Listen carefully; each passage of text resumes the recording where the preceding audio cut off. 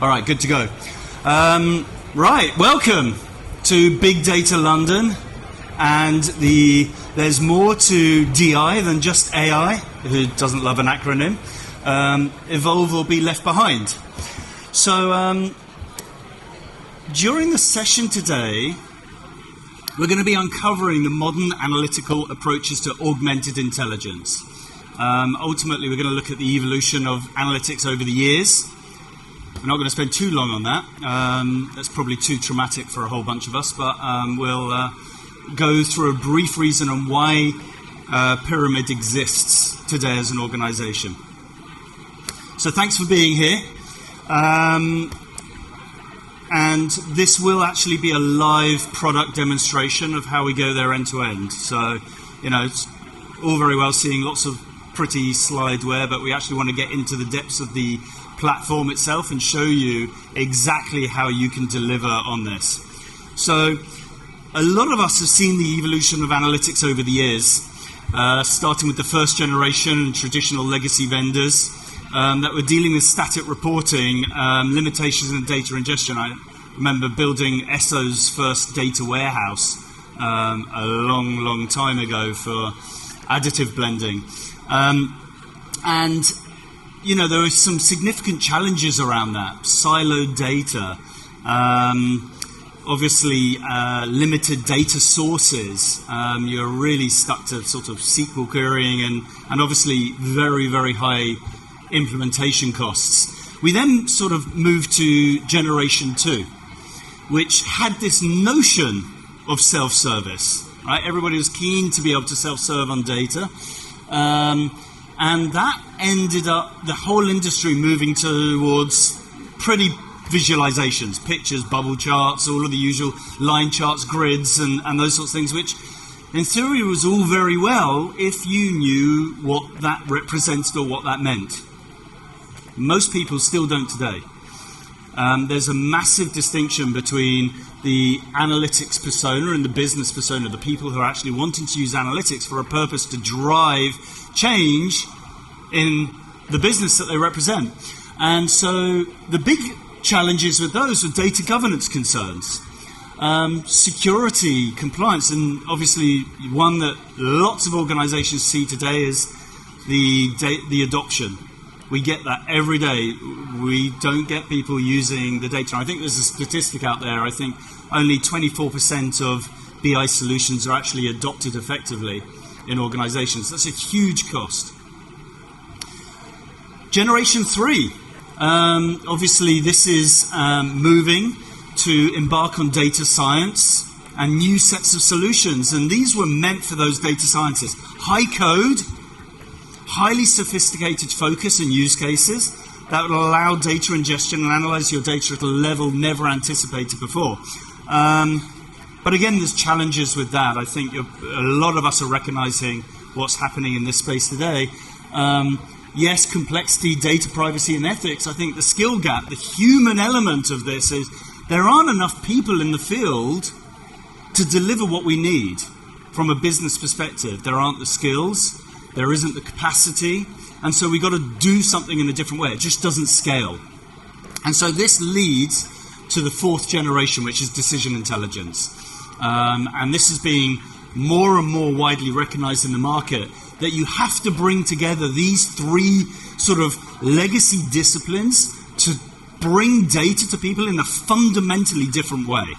You've got to bring data preparation, business analytics, and data science all in one place, because ultimately we've seen a plethora, a proliferation of tools and teams, onboarding, licensing, which doesn't deliver what organizations need to be effective. Yes, you might get there in the end, but at what cost?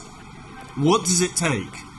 And if you can't be agile in doing that, your business teams, you know, they're the ones paying for all of us from a business function. They're going to go elsewhere. They will find their data from elsewhere. Trust me, I sit in sales. I've worked in sales teams long enough that if they don't get the data they want, they're either going to make it up or they're going to find it from somewhere else and present what they want. Marketing teams, same thing. Get a few nods at the front. There's a little bit of pain over here. But that's the reality. If we aren't able to help our businesses be effective, be more agile, we're done. Because we're a cost to the business. Unless we can find how to be more efficient or we can drive opportunities, that's it. It's all over. So the convergence of digital intelligence comes from those ecosystems. It comes from, I think I've stepped ahead too far there, no.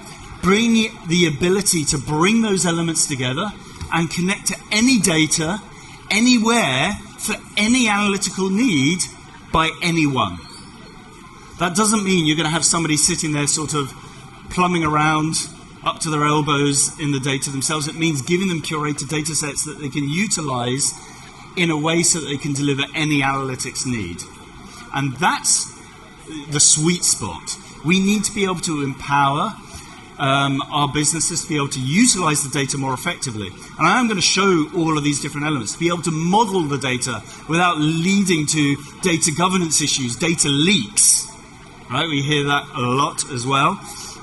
And obviously cater for those different types of users. In fact, Gartner, you probably recognize, has split the critical capabilities for these sorts of vendors into 4 categories. Okay, there's the analytics consumer, there's the sort of end user consumer, the business consumer, there's the data scientist, and then there's the data developer. And so it recognizes that we have to deliver analytics for every single one of those personas in order to be effective, not just one, otherwise you're going to end up having a huge amount of tools. And we do this by using the data factory paradigm. That is, you've got to get to the raw data. It all starts there. And this is how you get to decisions. You've still got to be able to get to that raw data, the source. It then gets consumed. Now, when I say consumed, that doesn't necessarily mean you have to move the data. You've got to think about that. If you move the data, all you're doing is creating more issues around your governance, your scalability, your data prep, your data cleansing. So ultimately, being able to connect to that raw data, regardless of where it is, and being able to create that semantic model where you can data prep it, clean it, run data science models on it, so enrich the data that you've got is what your end consumers are asking for. It's at that point you can start to deliver the data in a consumable way. You can provide those visualizations, those formulations, those calculations. This is really key, the formulation part, being able to get that single version of the truth of a single data point, a single KPI. Because we all know what happens. Somebody gets the visualization, they export it to Excel. Now you've got 2 different teams of organizations presenting, hey, this is what we sold last month. And somebody's going, no, why doesn't that add up? Why doesn't that make sense? And then, of course, you've lost all trust in your data. So all of that good work you've done is now lost. You've got a credibility and a data trust issue. So you've got to be able to connect source to decision. And then being able to provide live business modeling. What happens if my costs go up X%? What should my price do? What should my volume, my production look like? And giving people the ability to model that in a governed and secure way without going out of a system where that data is now lost or going to be sent somewhere that it shouldn't be sent to. So providing the business with the ability to do that. That's our new tabulation capability. And then, of course, and we're going to look at that live as well. And then, of course, you've got to get it out to the masses and be able to present that for mass consumption, regardless of your role, through data stories, be able to present that in dashboards, and then publication, burst it out. That's really key. A lot of technology vendors have forgotten that people want to consume reports. And they want to be able to do it when something has changed or when something has happened. And so you need to be able to engage the organization and say, hey, this thing has changed in your data. Go do something about it. So you're telling people where the problems are and where they need to go look, not, hey, here's the dashboard, fill your boots. In a couple of days, you might find where the problems are. That's what most people have today. Live demonstration. So that's it. I did say it was going to be mostly demonstration. So what I'm going to do today is jump into pyramid, and I've got to actually stop presenting. That helps, doesn't it? There we go. It works. Amazing. It's not always that tech works, but the guys have done an awesome job at the back. So this is a typical analytics dashboard. Now, by the way, this dashboard is one that we're able to put together in a matter of minutes just by consuming the data and using some of the AI built into the platform to help us structure and deliver this. This is like table stakes. This is bread and butter stuff, right? If you can't do this in minutes, you're doing it wrong. Because this is basic table stakes. Where this really gets interesting, and of course we love our visualizations of charts, but this actually tells me nothing. This is a sales dashboard. So basic sales data telling me where is my forecast and where's my data. So this is where things start to get interesting. In any of my visualizations here, and by the way, any one of these visualizations can come from a different source or a different data model and interact with each other. That's really important, because otherwise you have to move everything together. And then, of course, you've got that whole ETL or ELT process, you've got the data cleansing process, the normalization process. That's hell. I did that for Shell once, and that was a 2-year project just to be able to normalize data. So you've got to be able to do that really easily on the fly. But this is where things start to get interesting. What is happening here? So from data that I have, I don't need to train the model. I can consume the model, and Pyramid will automatically look at that data and start running heuristics, AI, statistics on what's happening in this data. So very quickly, as an end user, I can see basic facts, relationship, trends, Pareto analysis. And that's starting to tell me, hey, this is the shape of what's happening here. These are the sorts of things I need to do. I could even go advanced, so it's going to go one step further. So I might be a department head and I want to drill into something specifically. I may even want to go into categorical. So by each of my lead sources that I've got here, I'm able to see specific insights on each and every single one of those. Now I might choose to start really querying this a little bit further. I might say, well, what happens if I'm looking at France? Everything interacts with each other, and so do my insights. They dynamically update. By the way, if you're waiting for somebody on a PowerPoint to sit there and give you a narrative about what's happening on there, you're already too slow. Because it's not dynamic. You'd have to keep updating that, and every single day, every week, every time somebody wants to go in there. It's not going to work. So you've got to be able to do that in a dynamic and functional way. Now, I might want to come in here. I'm going to reset my filters. And by the way, this is an end user experience, being able to do this. And by the way, of course, we can actually downgrade or upgrade all of the capabilities that end users have. So you can take them on that journey between, I am terrified of this, to, I really want to start twisting and shaping and blending and molding the data to my needs. But let's say I want to have a look and go, well, this value in manufacturing qualification, that's new. What's going on here? So I can go in here and ask the system to explain to me what's going on. I also have the ability for you to say, can you compare two things that are happening and why it's happening?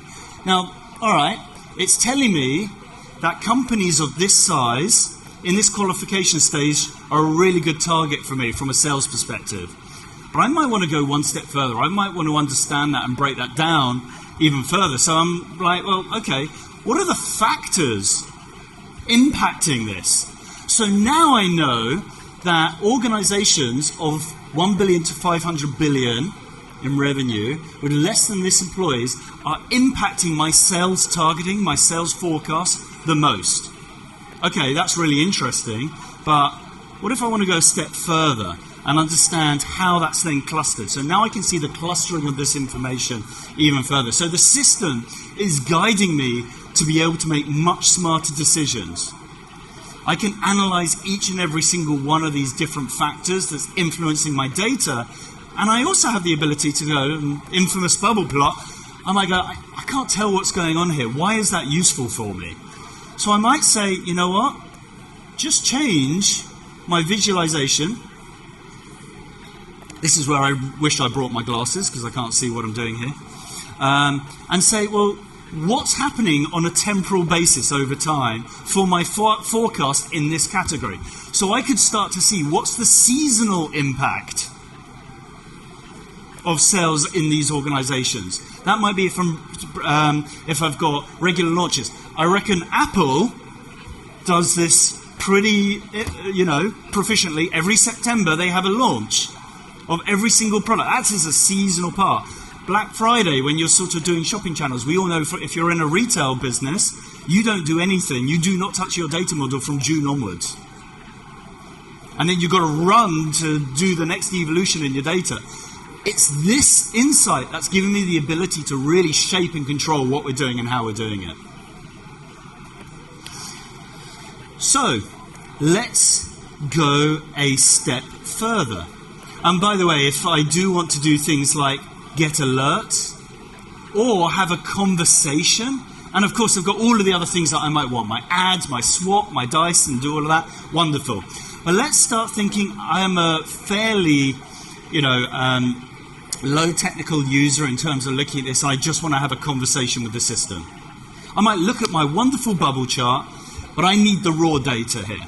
So I might start to say, show as a grid. So I can do that. And I might start to go, all right, this is useful. Let's break this down a little bit further. So I'm going to expand that up. I'm going to move this out a little bit and start talk to the system a little bit more.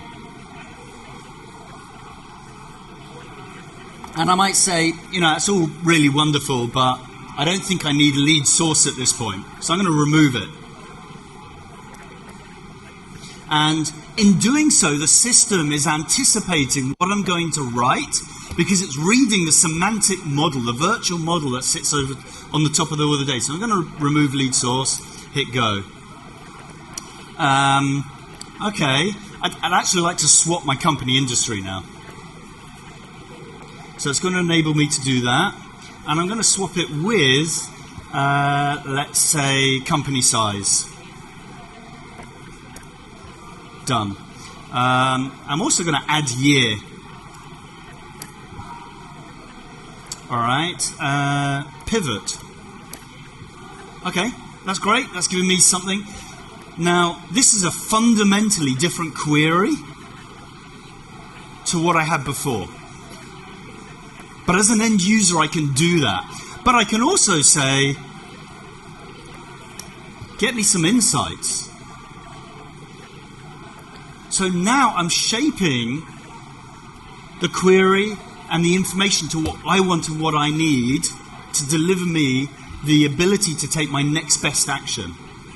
Now I can go a step further. Now you've noticed the insights are coming. I might also say, explain 2022. I think it's probably all like an explanation for that, but and again, the system's going to be able to give me that explanation, those factors that are driving the information and the data and the roll-up in there.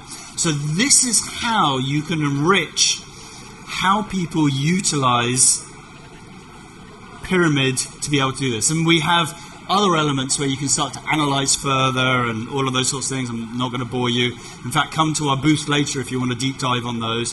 Now, I could have saved that for me, so I can come back over and over again and see it in the way I want to see it, but it won't update the main dashboard. So again, you've got your best practice approach to give to your team. They can then shape it in the content management system. You can still link back to the same raw source and data. So I'm going to go and actually start showing you how we build this out from the raw data source. So I'm going to come out of my presentation and I'm going to start modeling. I'm going to use a smart model. And in this instance, it's asked me for some data. So I'm going to go to my desktop. I carefully prepared a bunch of data, and that's wonderful. It's clearly not going to my desktop.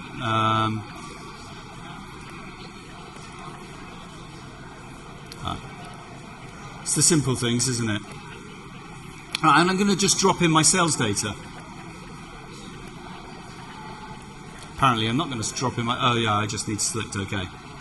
And I'm going to call this big data. I'd like to do a new discovery. I'm going to say build. I might have called it big data before, so I'm going to call it session At least I get a helpful warning. And then I'm going to say build. So what it's doing is enabling me to model on any of this data. Now I can connect to any of my other curated data sources and start joining this together. But it's now gone and done that. It's analyzed the model for me and enabled me to start running some analytics. So what's it actually done in the background? It's looked at that file and it's put it into an in-memory database. That's because it's a flat file, right? If I was connecting to any of the relational databases, I could go and do a direct query and do exactly the same thing without moving any of that data to an in-memory database. But I could also bring in any of my relational sources and bring those. What it also did is analyze heuristically what's in that data, and it's added time intelligence for me. It said, you've got a date field in here. You might want to break that out in days, weeks, hours, time function. So when you're starting to bring data together, you can normalize data on a temporal basis. It's really critical to know what your data looks like over time. And so it's done that automatically, but it's gone a step further. It's built out all the relationships in that data model for me automatically. I don't need to go do that. Yes, I can correct it, and I can even change any of the drawing criteria if I want to. It's got every single type of drawing criteria that you can possibly imagine. I can even preview any of that data. I can look at any of the column elements and the measures that we're actually dealing with, and even the hierarchies. And because it automatically detected there was a data in here, it automatically created a hierarchy. So I drill up and down sales data, annual sales, quarterly sales, monthly sales, target, drill up and down any of those different levels, all automatically, and your calculations will automatically apply.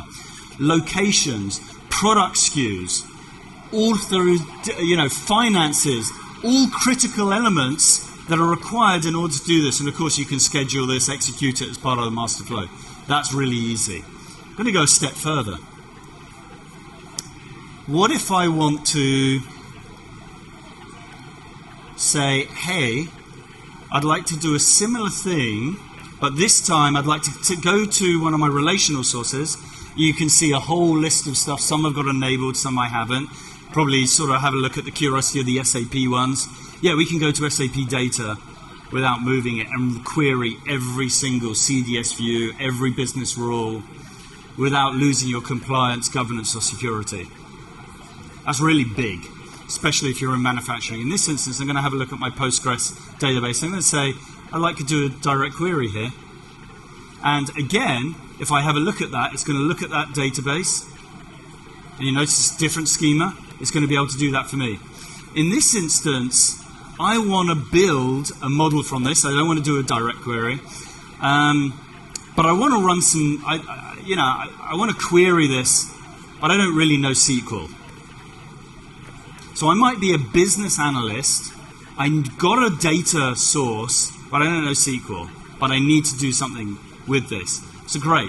What I can do is say, ask ChatGPT and say, get me sales and expenses for the United States. There we go. All right, wonderful. That's my job done. And now it's just queried that for me. Summed those all up and run that specific query for me automatically. So the acceleration of being able to get data to Insight is huge. Now I might want to go a step further and go, you know what, actually I'm going to add these tables in, and I've got a whole bunch of machine learning tiles that I can drop in. We're a no-code, low-code platform. And that's why in those Gartner critical capabilities I talked about, we came forth in that because actually we're not looking to do lots of coding. We're not looking to build a data stack. By the way, in the other three categories, first, and second. So this is huge. This is why this is a true Gem 4 decision intelligence capability. But in this instance, I might want to actually go to some code. So I'm going to drop in some Python script, and if you thought my SQL code was bad, my Python coding is even worse. And this talks to, I cannot get the data scientists that I need to be able to do what I need to.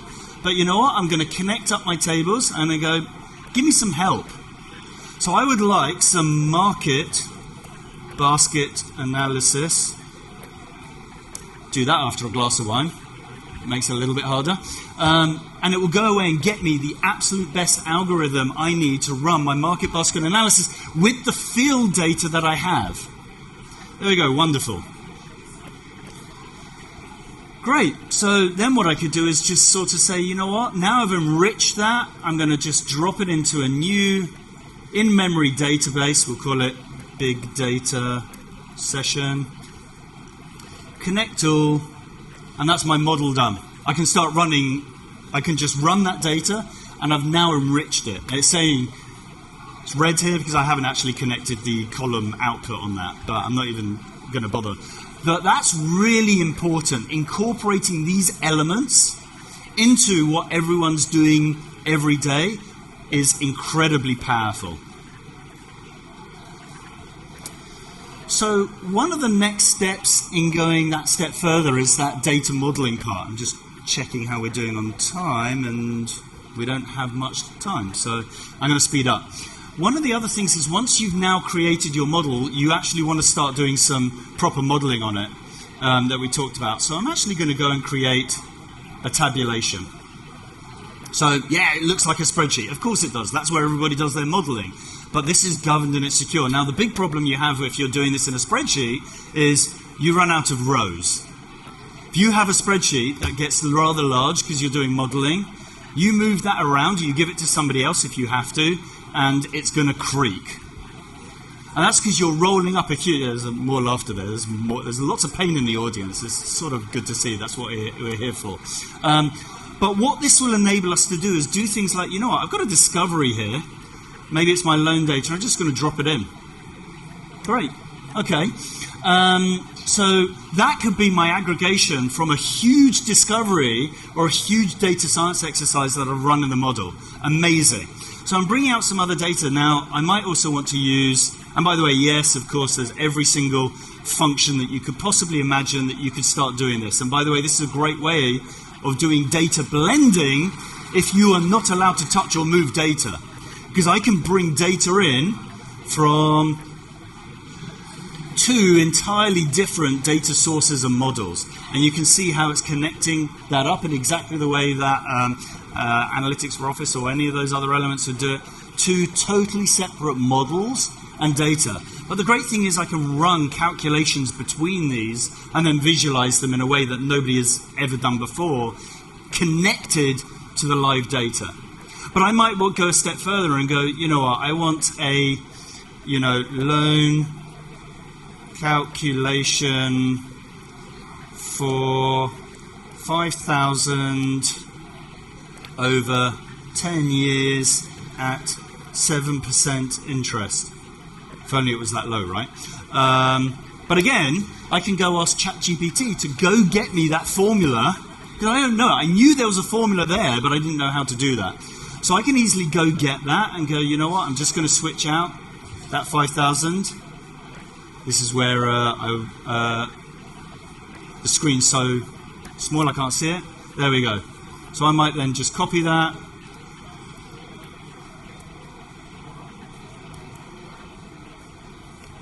And now across my whole data set, I'm using that formulation against my live data. And I can take that now as a whole data set, and I could start to visualize that in a grid, a column, and put that on a dashboard.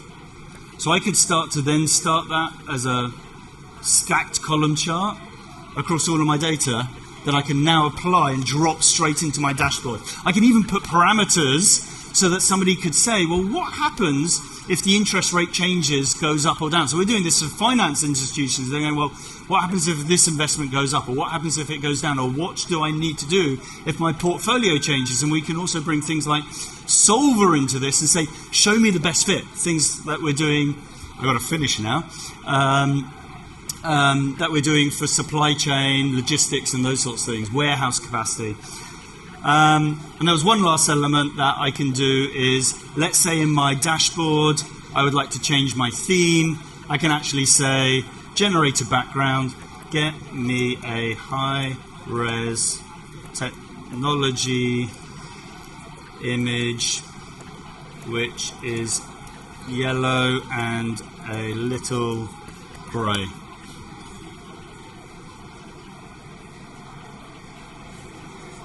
It's thinking a lot. I'm reliant on the internet. Oh, it's not wonderful, but I could go change that, send it to back, and there we go. So what we've done here is taken data to Insights, enriched it wherever we can with generative language models, AI, given smart insights to every single person who needs to be able to run analytics. I've been given the finish sign, so thank you all. Yeah, you can, feel free. I'm happy to take that. Do come and see us. We're on booth 404. We can go into much more detail. We're doing lecture sessions pretty much every hour on the hour. Thanks, everyone.